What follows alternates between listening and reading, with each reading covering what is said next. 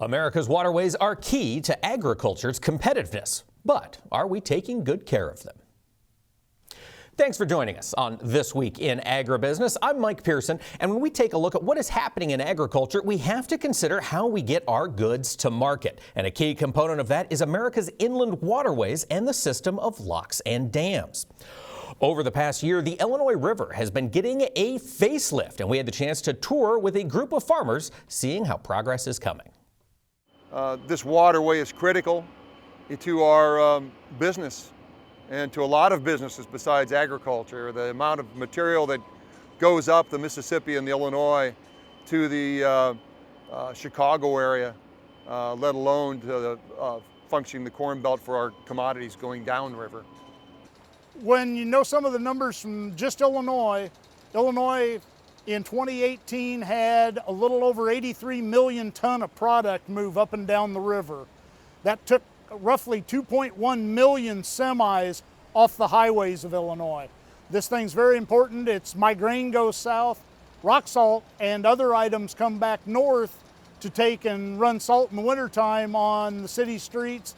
Most of that comes up the river and comes back. So the barges are normally full, a lot of the time both ways. So the rivers and locks and dams are often, out of sight, out of mind. People don't see them. You're not sitting behind a barge tow.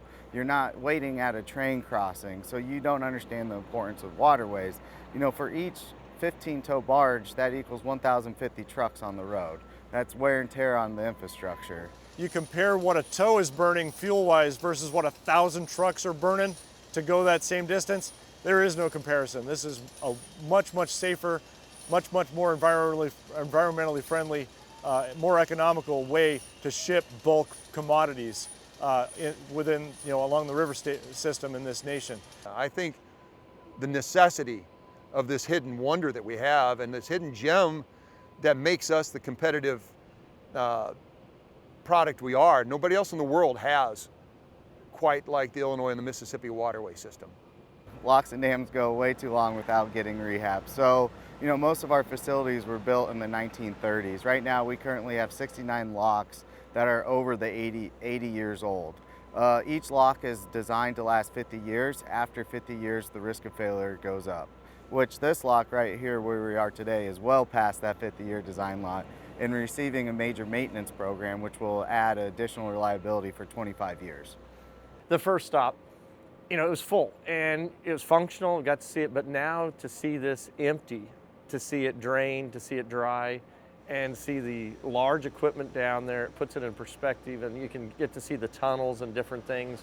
It is a little overwhelming to know, to have this all shut down in 1 year, to get it rebuilt, to get the new gates in and get it back functional in such a short amount of time is a little overwhelming. And from eastern Colorado, we don't get to see this much water in a lifetime.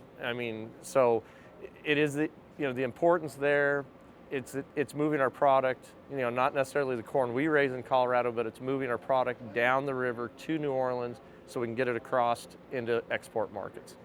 All the work this summer between our own plant, borrowed equipment, rented equipment, contractors, and all of their expenses, this is somewhere in the ballpark of a $200 million effort on the Illinois waterway this summer at those 5 locks.